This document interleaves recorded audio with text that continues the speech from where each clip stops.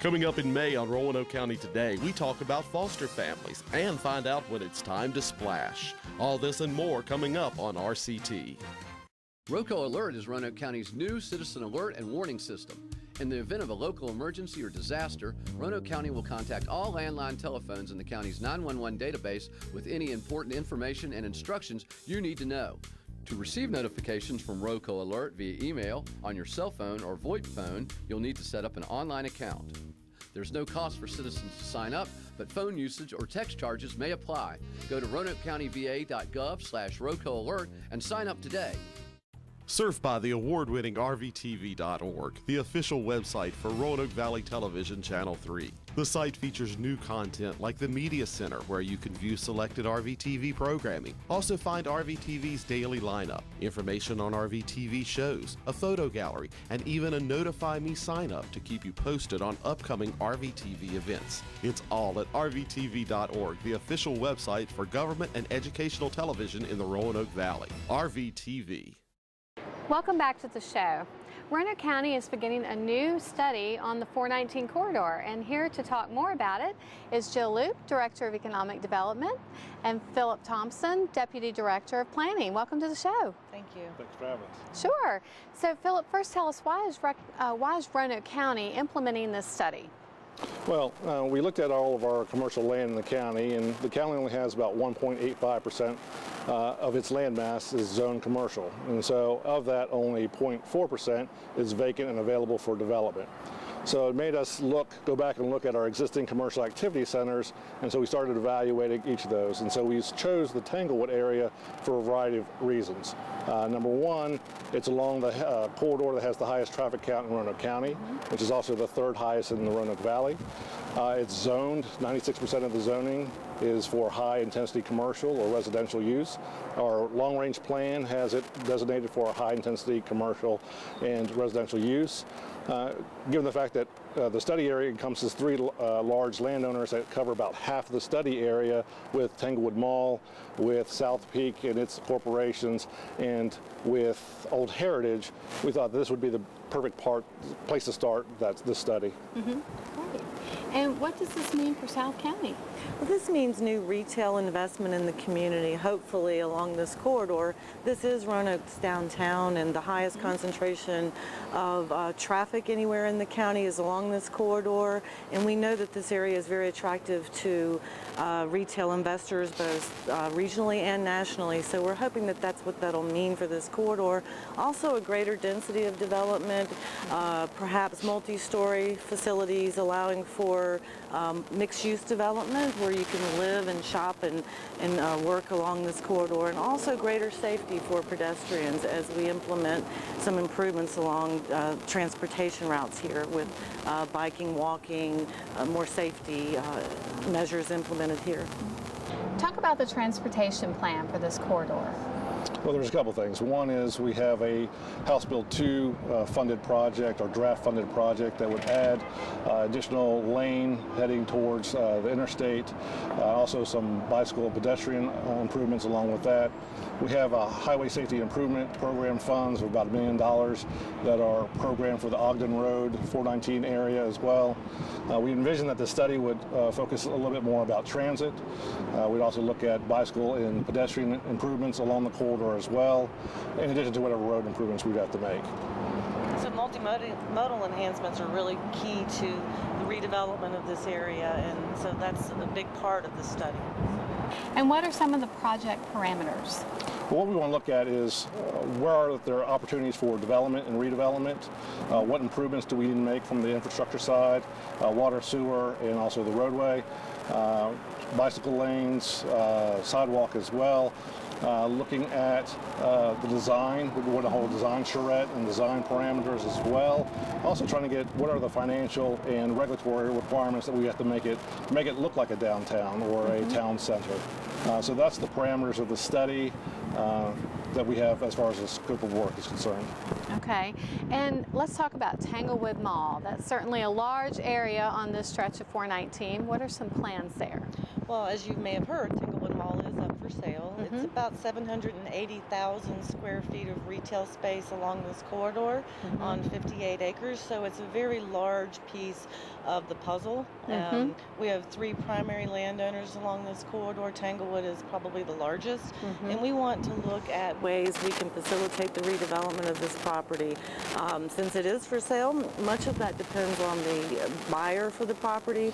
I've had calls from all over the country, interested developers who are looking at this property as a reinvestment for their use. And so I think that we're going to see good things in the future, and this corridor study is a catalyst for that evaluation and redevelopment of this area.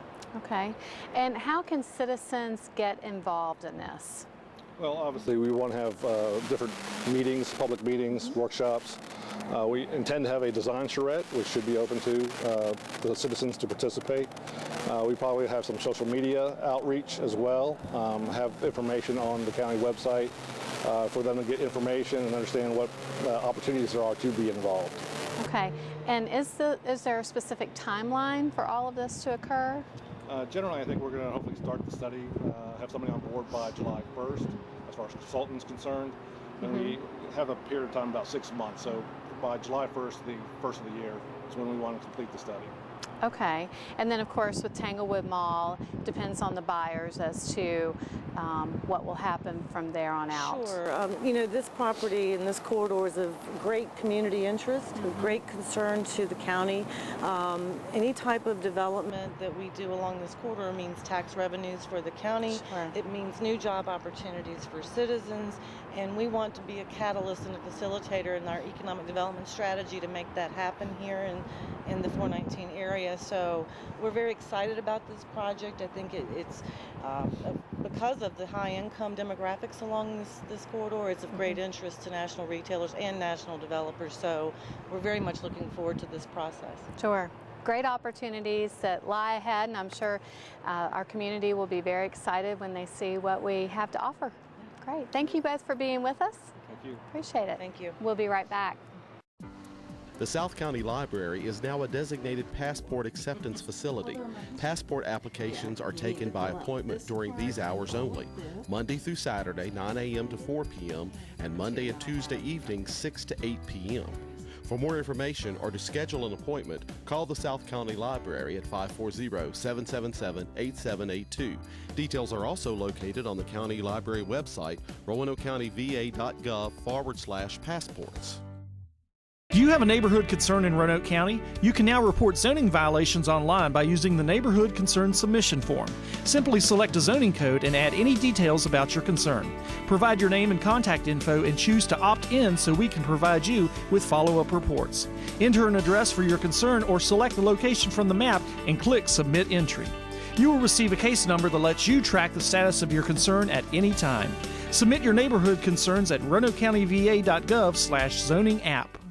Volunteer firefighters save lives. Do you have what it takes? Visit roanokecountyva.gov/FRvolunteer or call 540-777-8706 to become a Roanoke County Fire and Rescue volunteer firefighter. The South County Library is now a designated passport acceptance facility. Passport applications are taken by appointment during these hours only, Monday through Saturday, 9 a.m. to 4 p.m., and Monday and Tuesday evening, 6 to 8 p.m. For more information or to schedule an appointment, call the South County Library at 540-777-8782. Details are also located on the County Library website, roanokecountyva.gov/passports. Welcome back to the show. I'm here today at Splash Valley with Scott Ramsberg, Business and Information Manager. Welcome to the show. Thanks for having me. Tell us when we get to start splashing. Well, the season kicks off on May 28th. That's Memorial Day weekend, and we're open all the way through Labor Day this year. Okay. Now, remind us about this facility behind us. How much does it cost to attend? Well, Splash Valley, you can either enter by daily admission or get a season pass. Season passes are on sale right now. If you come to the Green Ridge Recreation Center front desk, they're available with actually early bird discounts if you buy them before May 15th, so now's a good time to get a hold of those. Or if you just want to stop by for the day, prices range between $5 to $9 depending on your age and residency. You can come in and have some fun with our current river spray ground, 2 giant water slides you see behind me, and a couple other spray features for the kids. It's also a great place for birthday parties if you have a kid that wants to celebrate during the summer months. So a lot to do at Splash Valley. Sure, it's a fun place. And what kinds of promotions do you have going on? Well, there's something almost every day of the week. If you come on Mondays, if you're 55 and older, you get in free with a paying child. Come on Tuesdays, it's our Family Tuesdays. You get a flat rate of $25 for up to 8 members of your household. Wednesdays are our $6 Wednesday program. That's just a reduced rate to come on Wednesdays. And on Thursdays during the month of July, we have Thriller Thursdays, which are evening events with special activities for the kids and the family, where we're open late until 9 p.m. Okay, a lot of options there. And not only that, we have some special events there as well. Okay. We have an event in early June, which is a out of school bash for the kids, and then one in August that is all focused on the Olympics. So there'll be some friendly competition out here at Splash Valley in August as well. Good. There are a lot of options out here for every age group too. Absolutely. Great. And tell us about some of the summer camps that you have coming up with Parks and Rec. Well, Roanoke County is one of the area's largest providers of camp programs. We offer over 175 weeks of summer programming. Some of that's overnight programming at Camp Roanoke, full-day programs at Camp Roanoke, Green Ridge, Penn Forest Elementary School, as well as Explore Park. We've added some great outdoor options this year that we've never had in the past, and as well as half-day programs. These are special interests, arts and crafts programs, music, athletics that the kids have special interests can sign up for. And you can find out about all of those at RoanokeCountyParks.com/camp. So a whole lot to choose from this year, and check it out soon because the camps do fill. Okay. And when are sign-ups? Sign-ups for camps are going on right now. You can sign up all the way up until the camps begin, but again, they start to fill, so check them out, especially if you're looking for that overnight experience or full day care type of programs that we offer here in Roanoke County. Okay, and you said there was a special early rate? We're past the early bird for the summer camps. The early bird rate is still there for Splash Valley until May 15th. Okay, great. So people have a little bit more time to sign up here at Splash Valley.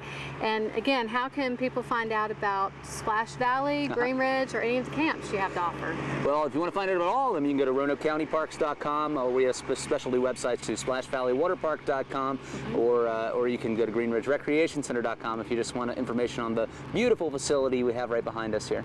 Okay, great. Thanks for sharing all this information with us, and we hope people will be out splashing with us soon. Let's get in the water. Okay. We'll be right back. Roco Alert is Roanoke County's new citizen alert and warning system. In the event of a local emergency or disaster, Roanoke County will contact all landline telephones in the county's 911 database with any important information and instructions you need to know. To receive notifications from Roco Alert via email, on your cell phone or VoIP phone, you'll need to set up an online account. There's no cost for citizens to sign up, but phone usage or text charges may apply. Go to RoanokeCountyVA.gov/Roco Alert and sign up today.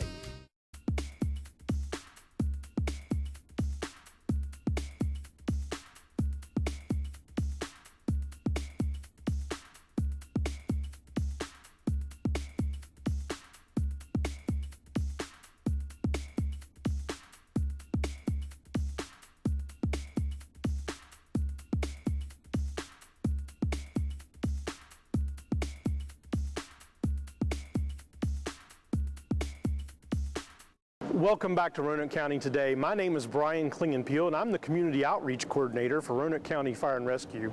You've probably heard the old saying that April showers bring May flowers. Well, sometimes during the spring, those showers bring with them a little more than just light rain. Severe weather seems to be a lot more common during the springtime, so it's also a good time to be reminded about some severe weather safety tips. Let's start with general thunderstorm safety or lightning safety. Anytime there are thunderstorms in the area, it's not safe to be outside.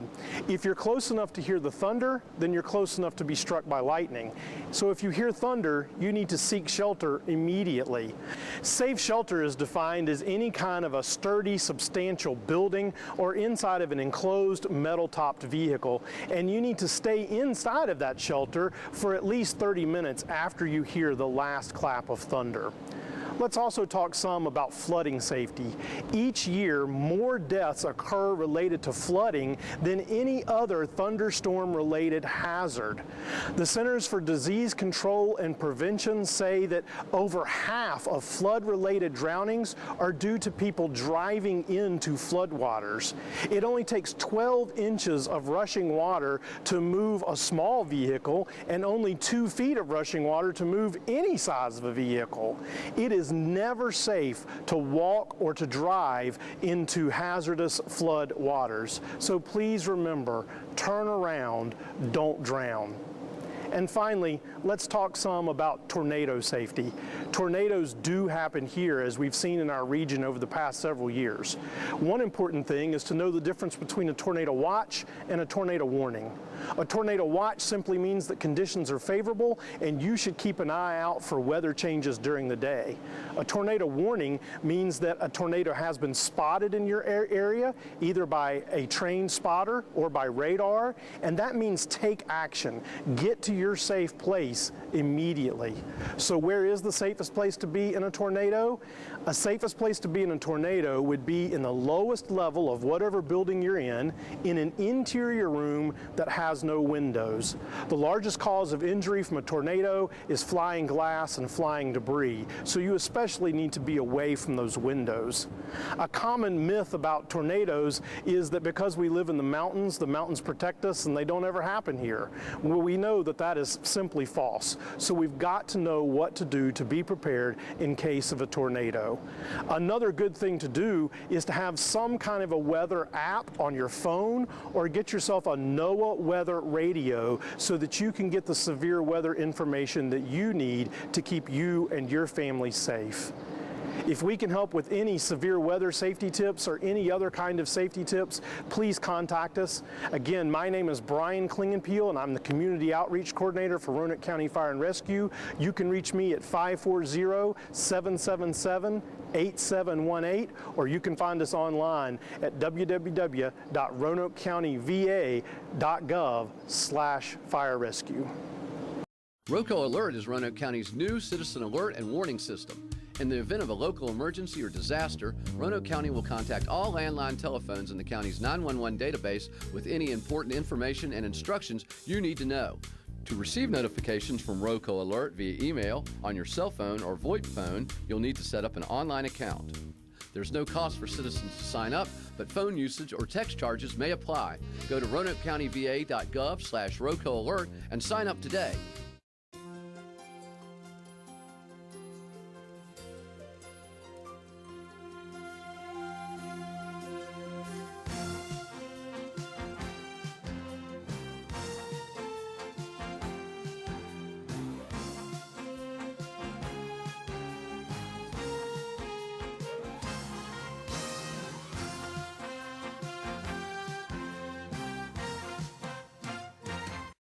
Welcome back to the show. Joining me today is Ben Jones, Family Services Supervisor with the Department of Social Services, and we have joining us Josh and Jen Yurton, and they are a foster family who have been working with social services, and I know you all are going to share some valuable information for us and hopefully for some viewers.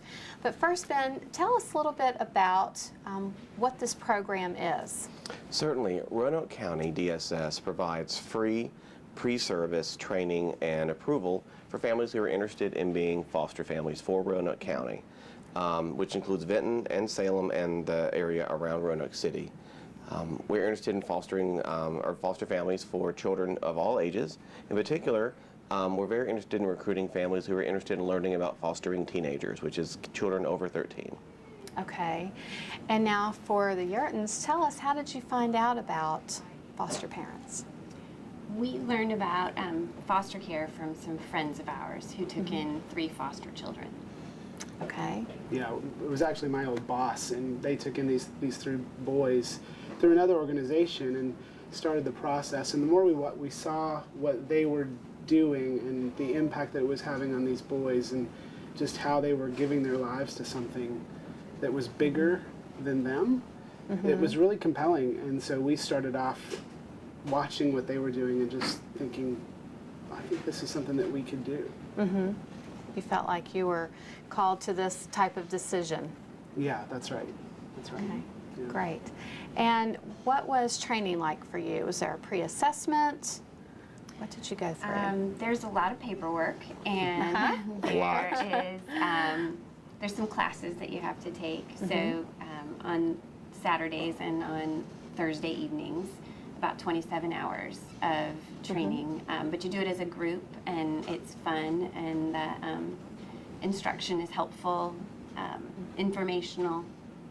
Yeah, I found that the instruction, especially through the county, they have some tools and some people and some resources that were really valuable, not even for fostering, for sure, but even just generally, just some really helpful different tools and different experts that come in and speak to things like trauma and childhood development and neurodevelopment and everything that it entails. So it's really amazing the amount of resources that they give you in that period. And if you're a parent at all, super helpful information. But if you're dealing in particular with kids that have some trauma issues or some history and that's not so great, it really gives you a window into what they're dealing with. And it gives you the tools, then the practical tools to help them navigate life. Because really that's what this is about, is helping these kids who have been hurt, who have been damaged, figure out how to navigate life and to heal. And so that's what was compelling, I think, for us, and what has been so helpful about the training that they provide. Okay, and so you have a network of support, really, for what you're doing. Yeah, and DSS does a great job with offering ongoing trainings, ongoing help groups, support groups, those sort of things that make you, because foster parenting can be a pretty isolating thing. I mean, you were really focused on these kids, so to offer a community around that is really helpful. Sure, sure. You're not just left to take your training and then go out and do what you do, but you still have that network back. Yeah, you're not just thrown into the, well, you are kind of thrown into the deep end of the pool. It is the deep end. It is absolutely the deep end. But you got people on the side cheering you on and helping you swim. Throw some life rafts here and there. That's right. Great. And what do you think is the most rewarding thing about being foster parents? For me, it's watching the kids that we've had in our home for 2.5 years now develop and grow and learn how to navigate life and start to recover and heal from the trauma that that happened to them. And I think, enjoying them at a different level and falling more and more in love with them all the time. Yeah, that part has been really beautiful, to see a child who comes into your care and your job is to love them unconditionally and provide a safe place for them, and they want that safe place and then they don't want that safe place, and so it's really challenging because you're sort of sucked into their whirlwind of emotions that they don't have the tools to figure out, and so your job is to help them figure those things out. And then when you have to send a child back that you have fallen in love with, that's a challenge as well, but it's worth it. That's what I was going to ask next. What are some of the challenges that you face? I would say some of the behaviors that come with a child that's been traumatized, and figuring out a different way to parent, because our typical parenting doesn't work. So we have 2 biological children as well. And so rethinking how we parent and discipline has been really challenging for us. Yeah, and it is a challenge to navigate 2 kids who are coming into your home that have a different biology and have a different environment that they were raised in, and they come into your home and they're forces of nature often. But the integration process, getting them integrated into your home and how it works, and helping them see what your family looks like and learn to navigate those things. I mean, the emotional ride of that is a challenge. It really is, because these kids really do upset your world. But again, I think it's worth it. It's worth it. Yeah. It's great. And what would you say to other people out there who might be considering becoming foster parents? That's a great question. I think what I tell people is there won't be a more challenging thing that you do, but there won't be a more rewarding thing that you do with your life and your time. That's wonderful. Yeah, so I'm a pastor at a church, and we challenge people all the time to learn to give their lives away.